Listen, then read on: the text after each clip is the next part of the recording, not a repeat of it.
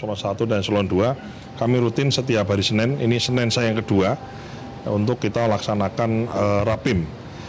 Untuk kita update pekerjaan apa yang kita janjikan di periode sebelumnya atau di minggu sebelumnya, kemudian kita tagihkan di minggu berikutnya sampai di mana progresnya, kemudian juga selanjutnya kita membuat pekerjaan apa lagi yang akan kita kerjakan. Sehingga kita ini membuat rencana sekaligus mengevaluasi rencana yang sudah kita buat di periode sebelumnya. Ini bagian dari cara kita untuk bagaimana menggerakkan roda organisasi ini, betul-betul kita ini solving problem gitu loh. Jangan sampai masalah itu kita biarkan terus-menerus, ya nggak selesai hari ini, besok nggak selesai, besok-besoknya lagi, nggak begitu. Harus segera kita selesaikan sebelum kita, karena masih banyak juga persoalan-persoalan masalah yang harus kita selesaikan. Sebagaimana juga awak media ketahui, ya, salah satu isu yang kita bahas di dalam adalah respon terhadap adanya kasus keracunan. Ya, kami telah meningkatkan status bahwa kasus keracunan bukan lagi sebagai kejadian menonjol.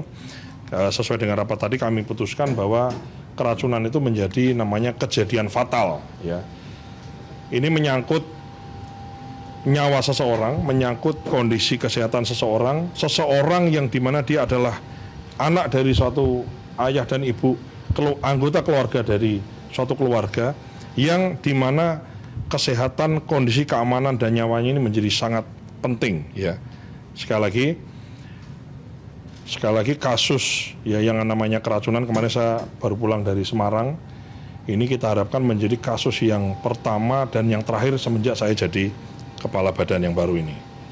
Oleh karena itu status dari kasus keracunan itu menjadi namanya kami tingkatkan menjadi kejadian fatal. Setiap ada kasus keracunan, maka sanksi tegas kita berlakukan. Yang pertama adalah langsung dapur atau SPPG yang ada itu kemudian kami suspend. Sambil kita lihat pasti suspend, kemudian kita investigasi. Kita investigasi apa? Kita investigasi hasil labnya, kita biasanya dengan Dinas Kesehatan setempat. Kemudian dapurnya kita evaluasi. Apa masalahnya? Apakah memang standar higienisnya nggak tercapai atau apa. Termasuk juga kami investigasi ke dalam, termasuk juga dengan karyawan atau dengan pegawai, dengan orang yang bekerja di situ. Termasuk khususnya yang paling bertanggung jawab adalah kepala dapur atau kepala SPPG. Bagi dapur yang kemudian menyediakan makan dan menimbulkan keracunan, tadi dapurnya disuspend dan kepala SPPG-nya kami copot. Sambil kemudian setelah dicopot, diberhentikan menjadi kepala dapur, kami lihat apakah ini kelalaian, apakah ini mungkin ada unsur-unsur lain, itu kami investigasi lebih lanjut. Menjadi investigasi lanjutannya itu menjadi bahan pertimbangan untuk kami mengambil keputusan berikutnya, yaitu apakah mungkin perlu dilakukan pemecatan statusnya sebagai ASN P3K, atau mungkin menjadi pertimbangan juga di berikutnya pada saat perpanjangan status P3K-nya menjadi pertimbangan untuk tidak dilanjutkan. Jadi status atau kejadian keracunan tidak boleh terjadi lagi. Zero toleran terhadap kasus keracunan. Ini menyangkut nyawa, menyangkut kondisi kesehatan dan keamanan dari anak-anak kita, ibu hamil, menyusui, dan balita-balita kita. Dan per hari ini, ya, saya sebagai Kepala Badan Gizi Nasional telah mencopot 137 kepala dapur di seluruh Indonesia. Ini saya beri penjelasan lebih rinci. 49 diantaranya di Jawa Barat, 26 di Lampung, 11 di Jawa Timur, 10 di Sumatera Utara, 10 di Banten, dan 5 di Jawa Tengah, termasuk kepala dapur 5 itu termasuk yang kemarin dapurnya yang di Semarang yang menimbulkan keracunan di SMK Negeri 6 Semarang. Ya.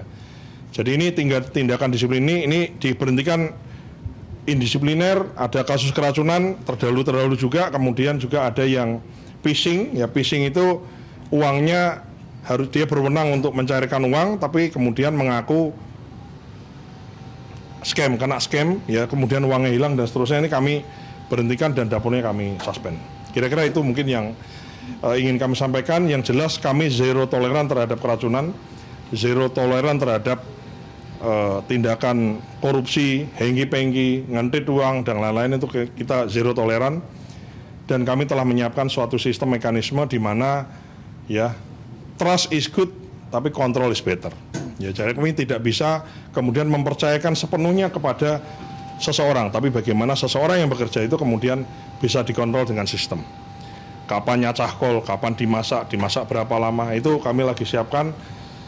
Saya tadinya berharap di minggu ini bisa selesai, tapi ya paling tidak mungkin akhir minggu atau minggu depan kita bisa lihat perkembangannya. Yang jelas kami ingin setransparan mungkin, kami ingin diketahui oleh publik seluas-luasnya, dan khususnya kami juga menyediakan nih, sebagaimana janji saya waktu setelah saya dilantik adalah bagaimana menyediakan informasi yang terbuka kepada pihak-pihak terkait, khususnya orang tua, kemudian dinas kesehatan, dinas pendidikan, termasuk guru, kepala sekolah itu mendapatkan informasi bahwa anaknya diberi menu makan apa oleh negara di hari ini, hari kemarin, hari esok, dan rencananya apa, kandungan gizinya apa, kemudian menu tadi itu dimasak di SPPG mana, kepala SPPG-nya siapa, dan ada keluhan apa, ya, sehingga kita bisa lihat. Dan ke depan ini tentu saja berikutnya nanti insya Allah kalau bisa connect dengan CCTV-nya, ya, sehingga pada akhirnya menimbulkan kenyamanan dan menimbulkan semacam rasa tenang di antara apakah guru, kepala sekolah, dan khususnya adalah orang tua yang menyekolahkan anak dan mendapatkan MBG di sekolahnya. Kira-kira itu. Mas Dan, ini kan masuk minggu kedua Mas Dan memimpin di BGN. Ada temuan-temuan lainnya dari lapangan, Mas? Kemudian juga untuk soal isu lainnya, tanggapan putusan MK terkait penyesuaian anggaran, kemudian juga Bulog, usulan beras Bulog. Seperti apa, Mas?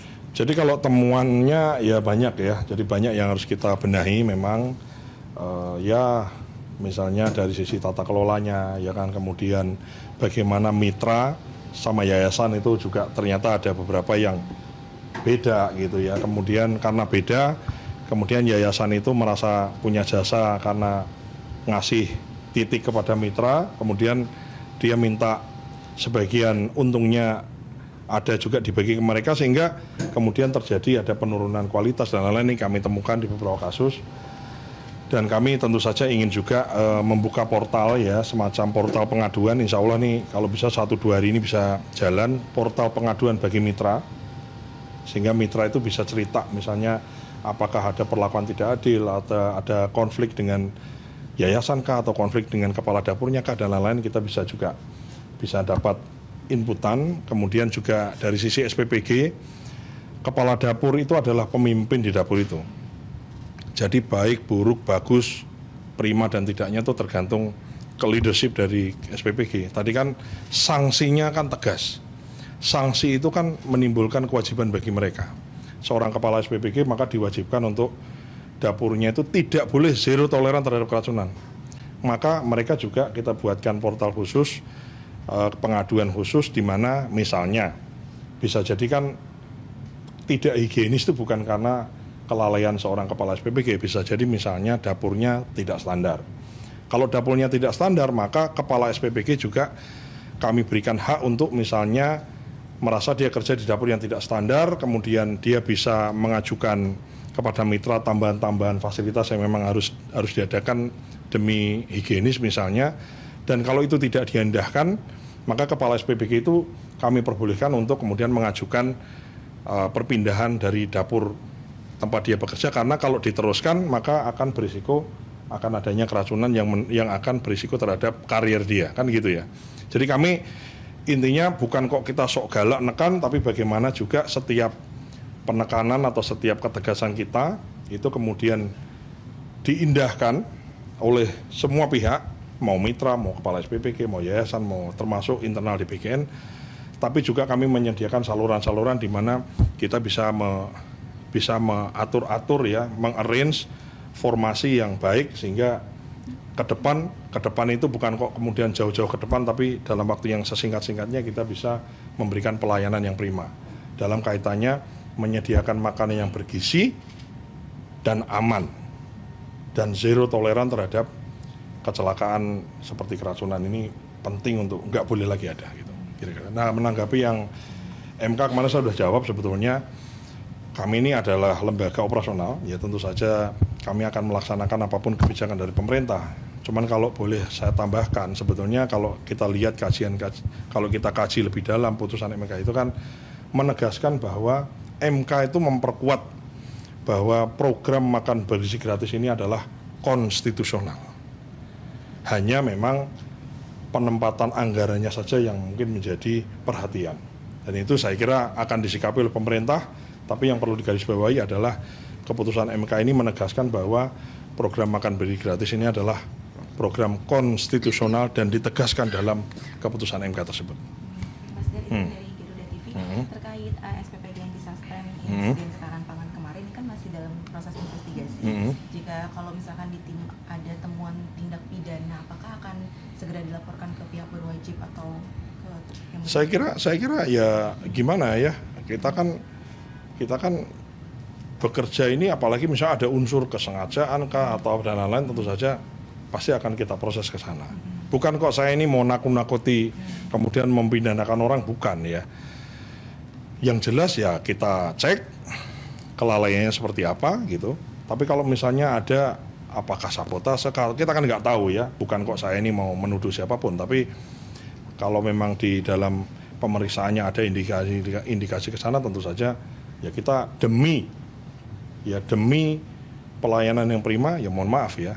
Kita kan, kalau kata Bang Rocky kan, kalau kukunya nggak beres kan kukunya yang mesti diberesin, bukan jarinya yang harus dipotong kan gitu. Untuk penyaluran ke SMKN tersebut sudah dialihkan ke SPPG mana? Sudah dialihkan ke SPPG sekitar. Ya, ini mekanisme ini betul-betul kita harus prima. Jadi paling lambat 3 hari kerja. Paling lambat 3 hari kerja itu kemudian paling lambat itu artinya bukan kok nunggu 3 hari. Kalau bisa pengalihannya cepat di sehari 2 hari, tentu saja intinya adalah bagaimana sekolah itu kemudian mendapatkan manfaat MBG yang bersumber dari dapur-dapur lain yang ada di sekitar situ. Jadi mekanisme itu sudah kita secara otomatis kita buatkan. Kalau untuk yang di Semarang ini kan insiden ketahanan pangan ini diduganya karena bahan makanan yang kurang diproduksi dengan baik gitu ya, Mas. Dan kedepannya apakah ada menu-menu atau bahan pangan yang tidak boleh digunakan? Sebetulnya tuh secara SOP asal diikuti aja sih harusnya sih aman ya, karena memang proses ya, artinya SOP-nya nih so far sih sebetulnya udah oke, sudah bagus gitu. Cuman kan memang kalau kita ikuti, kita lihat dari hasil laporannya itu kan memang tidak sesuai SOP. Misalnya masaknya harusnya kan mulai paling tidak jam 2, jam 3, ini jam 9 udah masak gitu. Terus kemudian daun singkong yang dimasak itu kemudian tidak dari daun mentah itu kemudian dimasak, tapi katakanlah pengadaannya sudah dalam bentuk matang. Nah itu kan hal-hal SOP untuk, jadi gini, kepala dapur atau kepala SPPG asalkan ngikutin SOP itu mestinya aman. Karena ini SOP ini memang dibikin sudah sedemikian rupa, sudah ada yang boleh dimasak mana, yang tidak boleh dimasak mana, yang boleh dikuai mana, yang tidak boleh, itu ada semua. Jadi tinggal ngikutin SOP aja harusnya aman. Jadi SOP dari BGN ini udah prima, tinggal tingkat kedisiplinannya tadi. Maka salah satu untuk ngecek, ngontrol kedisiplinan dari pasukan orang yang masak di lapangan ini adalah memberlakukan sistem tadi, sistem log ya kan, dari nyacah kubis, dari nyacah kubis digongseng kapan, digoreng kapan, dimasak kapan, matang kapan, kering kapan, dikemasi kapan, dikirim kapan, diterima kapan, termasuk dimakan jam berapa, itu ada lognya semua. Itu kedisiplinan itu yang tidak bisa kita, oke deh, gue percaya malu deh, pasti kamu disiplin, nggak bisa. Memang harus ada kontrolnya gitu. Kira-kira gitu ya. Terima kasih kawan-kawan semua. Masih udah makan semua? Masih ya. Gemeteran juga ya lumayan. Pemirsa, baru saja Anda menyimak keterangan pers yang disampaikan langsung oleh Kepala BGN Sugidaryono di kantor BGN perihal dengan temuan dugaan keracunan makanan yang dialami oleh siswa SMKN 6 Semarang.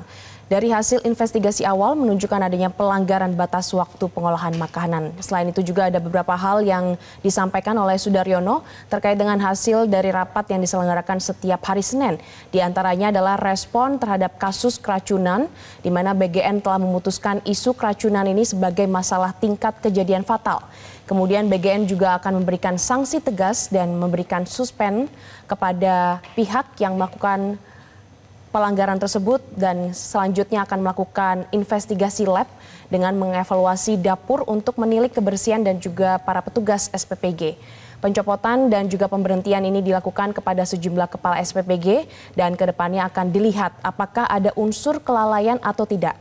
Hasil investigasi yang sudah dikumpulkan oleh BGN ini akan ditindaklanjuti untuk mempertimbangkan status perpanjangan P3K kepada para petugas SPPG. Kepala BGN tadi juga mengumumkan telah mencopot sebanyak 137 kepala dapur se-Indonesia, diantaranya 49 kepala dapur dari Jawa Barat, 26 dari Lampung, 11 dari Jawa Timur, 10 dari Banten, dan 5 dari Jawa Tengah. Karena itu, dari pihak BGN menerapkan zero toleran terhadap kasus keracunan dan juga kasus korupsi, dan saat ini BGN telah menyiapkan sejumlah sistem dan juga mekanisme dalam rangka mencapai keberhasilan program MBG. Demikianlah breaking news saat ini, pemirsa, tetaplah bersama kami di Metro TV. Jelajahi cara baru mendapatkan informasi. Download Metro TV Extend sekarang.